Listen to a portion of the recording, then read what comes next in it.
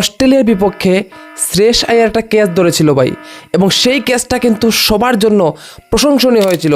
কিন্তু সেই ক্যাচটাই ভাই তার জীবনের মধ্যে অনেক বড় ঝুঁকি নিয়ে আসলো। হ্যাঁ ভাই, সেই ক্যাচটা নেওয়ার পরে আমরা দেখতে পাই সে কিছুটা জটিল হয়ে যায় এবং তাকে ড্রেসিং রুমে পাঠিয়ে দেওয়া হয়।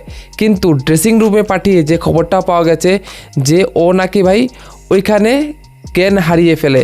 হ্যাঁ, এবং তখনই তাকে ভাই চিকিৎসার জন্য নিয়ে যাওয়া হয় এবং তারপর স্ক্যান করে দেখা যায় যে ওর ইন্টারনাল ব্লিডিং হচ্ছিল, ঠিক আছে। এবং সাথে শুধু ইন্টারনাল ব্লিডিং নয়, পাঁজরেও অনেকটা চোট লেগেছে এবং এতটাই ভাই সিরিয়াস ছিল যে তাকে খুব তাড়াতাড়ি আইসিইউতে ভাই ভর্তি করা হয় এবং তার সাথে সাথে তার ফ্যামিলির মা এবং বাবাকে ভাই খুব তাড়াতাড়ি দ্রুত ডাকা হয় এবং বলা হয় নেক্সট 48 ঘন্টা কিন্তু ওর জন্য অনেকটা ভাই ঝুঁকিপূর্ণ।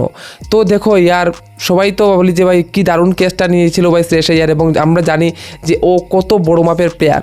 খেলাটাই ভাই তার জন্য একটা কাল হয়ে দাঁড়ালো, তাই না? এবং যেভাবে আমরা দেখতে পেলাম ভাই তার এই জিনিসটা, বিশেষ করে ভাই ইন্টারনাল ব্লিডিং হলে আমরা জানি যে এটা কতটুকু ক্ষতিকার এবং কতটুকু ভয়ানক হতে পারে, ঠিক আছে। যদিও আমরা কিছুটা খবর পেয়েছি যে স্বস্তির খবর হচ্ছে গিয়ে কিছুটা স্বস্তির খবর আমরা তারপর কিন্তু পেয়েছি যে ও নাকি আইসিইউ থেকে বেরিয়ে এসেছে। যদিও এই খবরটা পুরোপুরি ভাই পোক্ত নয়, কিন্তু আমরা আশা করব যে শ্রেয়স আইয়ার জন্য খুব দ্রুত ভাই আবারও আমরা তাকে মাঠে দেখতে পাই।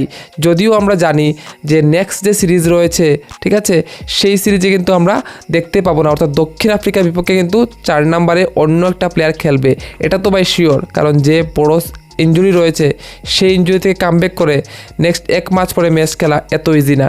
কিন্তু আমরা তার জন্য অপেক্ষা করব, কারণ নাম্বার 4-এ ইন্ডিয়ার জন্য কিন্তু শ্রেয়স আইয়ার দারুণ একটা প্লেয়ার এবং অবশ্যই আমরা বলবো যে খুব তাড়াতাড়ি যেন ওর যে চোটটা সেটা সারিয়ে খুব তাড়াতাড়ি যেন তাকে আবার মাঠে দেখতে পাই।